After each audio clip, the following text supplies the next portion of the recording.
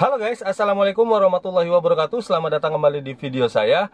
Nah, di video ini saya akan membahas 5 hal yang perlu kalian ketahui sebelum kalian membeli motor bekas.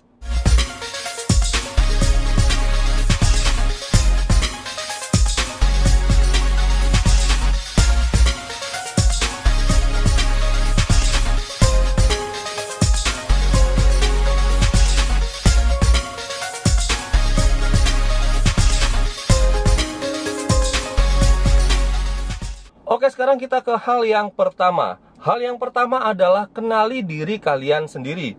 Kalian itu tipe orang yang senang beli barang baru atau senang beli barang bekas. Banyak orang yang tidak mau kalau disuruh beli barang bekas. Mereka lebih puas kalau mereka membeli barang baru. Ya, kalau misalkan finansialnya cukup, ya nggak masalah. Tapi banyak orang juga yang senang dengan barang bekas, yang mereka pikir kalau misalkan bekas aja masih bagus, kenapa harus beli baru? Jadi kalian kenali diri kalian sendiri, kalian itu senang barang bekas atau dengan barang baru. Kemudian yang kedua adalah lihat kondisi keuangan kalian. Contohnya begini, misalkan kalian punya uang 30-35 juta. Kalau misalkan dibeliin motor baru, itu paling dapatnya hanya NMAX atau PCX. Atau Yamaha R15 versi 3 atau CBR 150 atau GSX 150. Kalian hanya bisa dapat motor 150 cc kalau misalkan kalian beli baru dengan uang 30-35 juta. Tapi kalau misalkan kalian beli motor bekas uang 30-35 juta, itu kalian sudah bisa dapat Ninja 250 Fi tahun 2012-2013 atau bahkan kalau beruntung kalian bisa dapat yang 2014. Kemudian kalian bisa dapat Yamaha R25, dapat MT25, dapat Jet 250. Kalian dapat motor 250 cc, 2 silinder yang pastinya lebih bergengsi daripada motor 150 cc.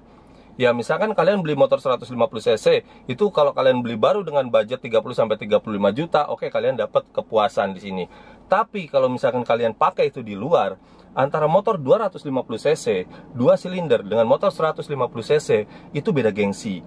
Orang melihat kalian itu image-nya pasti beda. Nah, kemudian hal yang ketiga adalah kalau kalian tidak mengerti seluk-beluk tentang motor, tentang mesin, baiknya kalian ajak ahlinya. Atau kalian ajak teman kalian yang lebih ngerti. Kalau kalian nggak ada teman yang lebih ngerti tentang motor, kalian bayar deh mekanik bengkel untuk ikut kalian ngecek motor bekas tersebut. Jadi jangan sampai kalian setelah beli motor bekas kena tipu. Atau kalian nanti dapat motor yang jelek.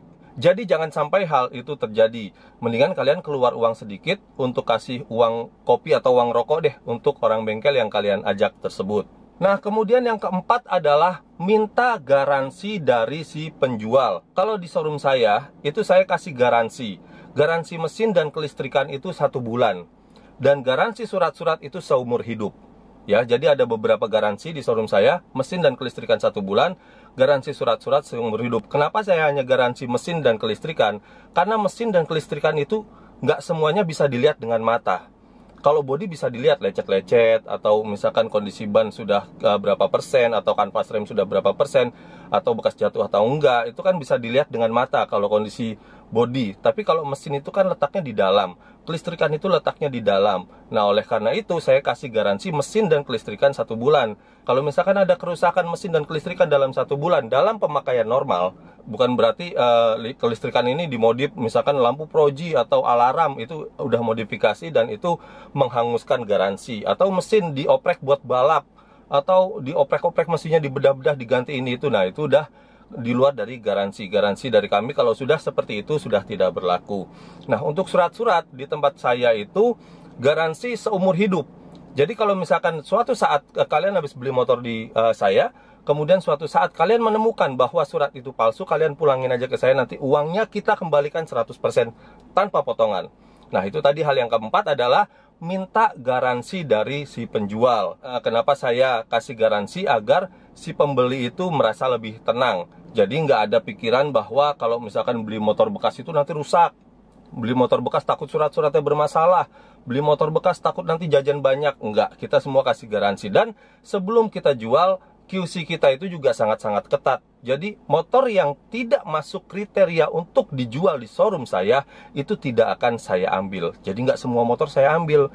Saya nggak memikirkan hanya cuan aja ya, nggak memikirkan hanya keuntungan. Jadi saya memikirkan juga kepuasan dari pembeli. Kemudian yang kelima sekaligus yang terakhir, hal yang perlu kalian perhatikan sebelum kalian membeli motor bekas adalah kalian harus siapkan uang lebih terlebih dahulu.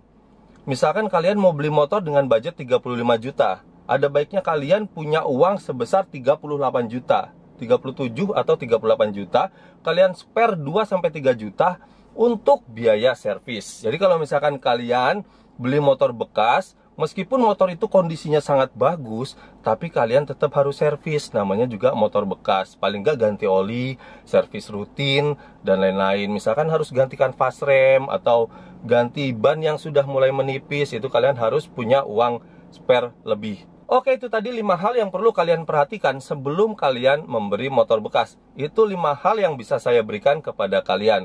Semoga video ini membantu untuk kalian yang ingin mencari motor bekas, untuk kalian yang masih khawatir untuk membeli motor bekas. Semoga dengan kalian menonton video ini, kalian tidak perlu khawatir lagi.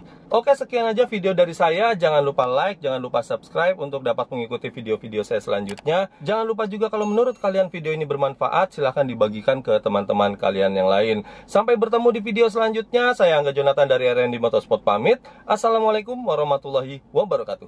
Bye.